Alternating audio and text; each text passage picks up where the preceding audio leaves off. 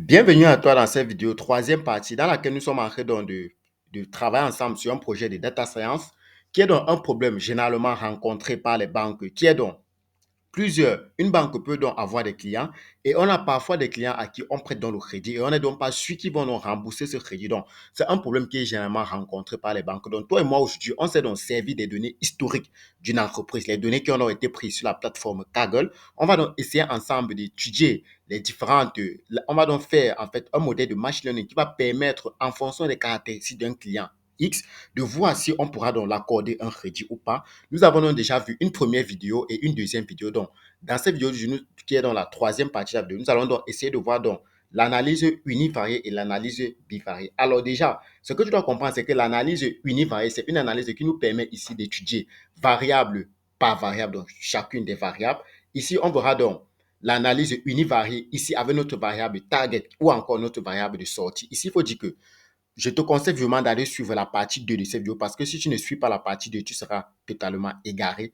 Pour suivre cette partie 3, tu dois obligatoirement suivre la partie 2 de cette vidéo. Donc, on va donc continuer directement la vidéo. Ici, nous allons donc essayer donc de voir le nombre de crédits qui ont été accordés, le nombre de crédits qui n'ont pas été accordés à partir de notre variable target. Je vais donc rapidement monter là plus haut.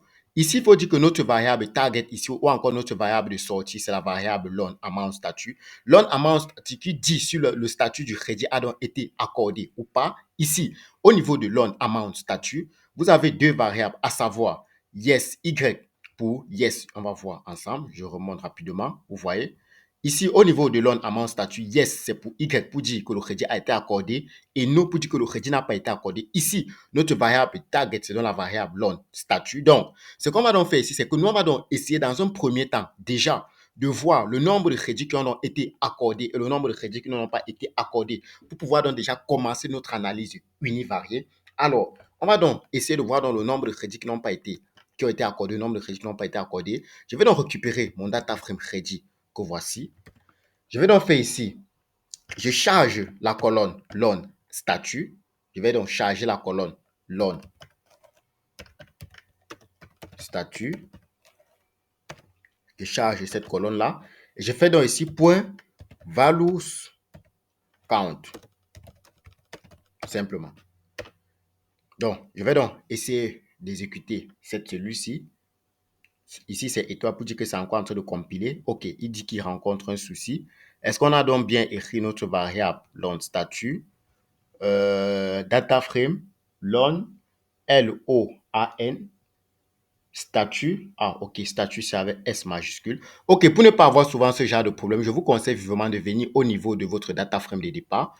Comme je l'ai dit, allez suivre la vidéo première partie pour ne pas être égaré. Parce que ça, c'est un projet complet qui te donne dans les bases nécessaires pour pouvoir réaliser un projet de data science de A à Z. On va également l'implémenter avec Streamlit pour pouvoir le rendre accessible à tous. Donc, j'exécute. OK, très bien. Qu'est-ce qu'on constate ici? On constate ici que nous avons donc 422 crédits qui ont été accordés et 192 crédits qui n'ont pas été accordés. Donc, 422 sont à yes et 192 sont à no. Donc, voilà donc déjà comment on peut donc faire pour voir donc le nombre de crédits qui ont été accordés. Donc, qu'est-ce qu'on constate? On constate que cette banque accorde plus de crédits qu'il refuse. Pourquoi? Parce que vous avez donc 422 crédits qui ont été accordés. On peut donc essayer donc de voir cela sous forme de pourcentage. Donc, essayons de voir le pourcentage de crédits qui ont été accordés, le pourcentage de crédits qui n'ont pas été accordés. Ce qu'on va donc faire, c'est qu'on va encore recopier notre variable, notre ligne de code ici. Vous copiez, vous mettez là. Et on va simplement faire ici, on va ajouter une variable normalize à l'intérieur. Normalize qui est égal à true. Et puis, on va donc multiplier par 100 pour pouvoir avoir cela en pourcentage. Donc, on va multiplier par 100. Permettez-moi d'avoir étoile. Ces chiffres.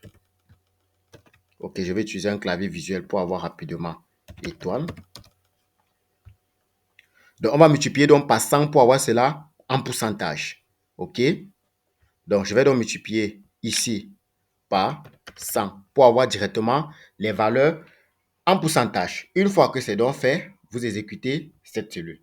Alors, qu'est-ce qu'on constate ici? On constate qu'on a 68,72% de crédits qui ont été accordés et et 31,27% de crédits qui n'ont pas été accordés. Maintenant, qu'est-ce qu'on va donc faire? Essayons un peu de visualiser maintenant notre variable target. Donc, on va donc faire ici ce qu'on appelle l'analyse univariée entre nos différentes variables. Donc, qu'est-ce que je vais donc faire ici? Je vais donc dire ici, je vais donc faire ici un data crédit.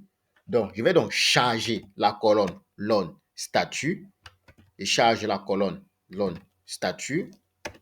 Qu'est-ce que je fais ici? Une fois que j'ai donc chargé la colonne loan statut, je vais donc essayer de compter ces variables, value count. Ici, je vais donc mettre normalize est égal à true. Je vais donc essayer d'utiliser ici les plots. Je vais donc faire ceci. Je vais donc mettre ici un point plot, point, comme ceci. Je vais mettre ici title. Je vais mettre ici est égal. Donc, je mets ici title est égal à crédit accordé. Je vais sortir ça sous forme de graphique pour que ça puisse être bien visible. Ok, pour le faire, j'ai les bibliothèques que je dois donc importer ici parce que je suis en train de vouloir ressortir les graphiques. Je vais donc importer ici une librairie que je vais donc appeler ici là, la librairie Matplotlib. Donc, je vais donc remonter là, si je veux. Je pouvais le faire en bas directement, mais je préfère importer mes bibliothèques directement depuis ici. Donc, je vous ai dit d'aller suivre la vidéo partie 1 et partie 2. Sinon, vous allez vous égarer totalement, les gars. Donc, allez suivre cela. C'est à quel niveau? Je vais donc essayer d'importer cela.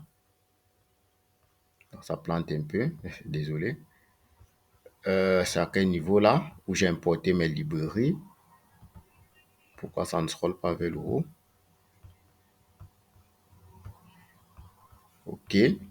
Bon, là, je vais importer cela ici bas. La machine dérange un peu. Il n'y a pas de souci. Je vais donc importer cela ici. Normalement, je devrais importer ça plus haut. Donc, je vais donc venir dans là. Ah, ça plante un peu là. Je vais régler le problème d'abord avant de revenir. Ok, désolé les gars, j'ai donc résolu le problème. Je vais donc importer ici la librairie. Oh. Je vais importer ici la librairie Matplotlib. Oh, pourquoi ça dérange? Je vais essayer de scroller vers le bas. Donc là, je serai obligé de refermer mon IDE et de l'ouvrir à nouveau. Je vais le fermer complètement. Bon, je vais d'abord arrêter la vidéo. Ok, désolé. Donc là, nous sommes donc déjà en train de vouloir passer à la partie visualisation. J'avais rencontré un petit souci avec mon PC. Nous sommes en train de passer à la partie visualisation. Donc, nous allons donc importer la librairie Matplotlib. Import Matplotlib. .pyplot as. Donc, on appelle ça.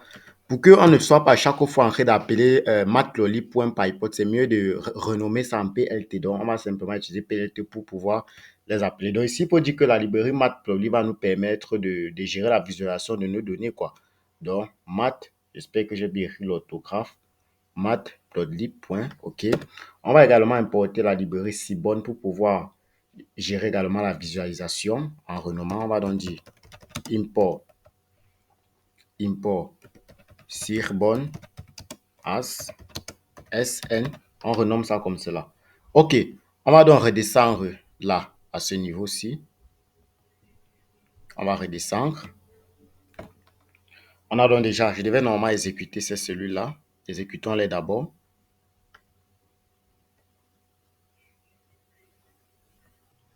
Donc, on va donc les exécuter.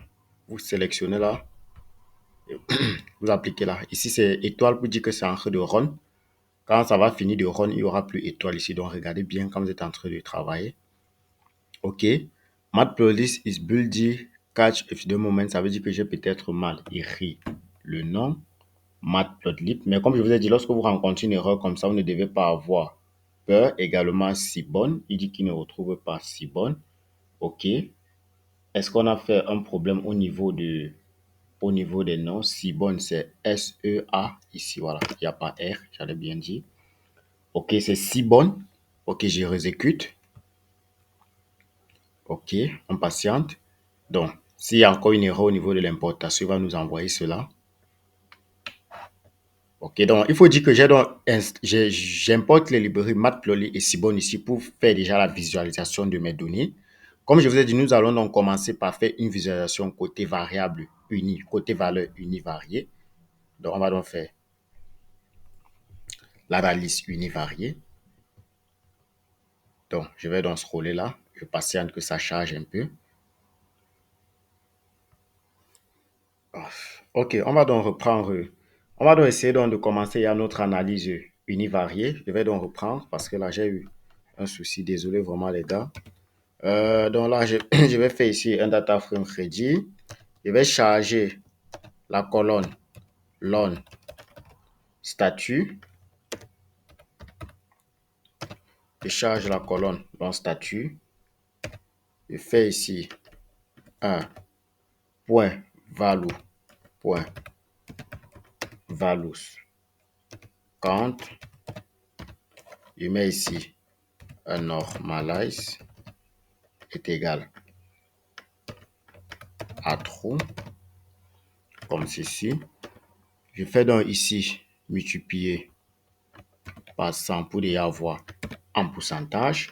Je vais donc utiliser ici un plot, ou bien je n'ai même pas besoin directement. Qu'est-ce que je peux faire ici? Je peux directement utiliser, on a importé la librairie matplotlib.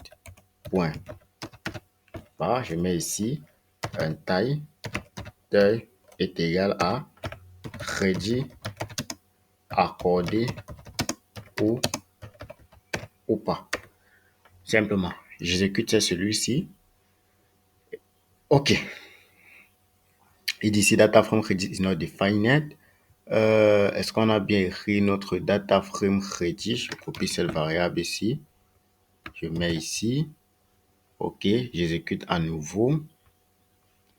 OK. Il faut. Quand ça fait comme ça veut dire que vous devez donc recompiler. Vous devez donc réinitialiser votre data frame. Ça veut dire que quoi? Je dois revenir ici en haut. C'est un problème que vous allez généralement rencontrer. Vous allez donc revenir ici en haut. Vous allez donc réinitialiser votre data frame. Donc là, les gars, la machine essaie un peu de déranger. Je vais donc couper cette vidéo à ce niveau et on va donc continuer dans une prochaine vidéo parce que là, je sais pas pourquoi. Je sais pas pourquoi. OK. OK, je vais arrêter la vidéo à ce niveau. On va donc continuer dans une prochaine fois, dans une prochaine vidéo avec l'analyse univariée. Donc, nous allons continuer prochainement avec l'analyse univariée. Comme je vous ai dit, le problème qu'on rencontre ici, c'est que nous devons donc recharger nos données à nouveau. On doit donc recharger les données de notre data frame à nouveau à ce niveau-ci, mais ça bug un peu. Donc, on se prend donc dans une prochaine vidéo pour pouvoir donc essayer de continuer notre analyse univariée. C'était donc David Twinja. Bye bye.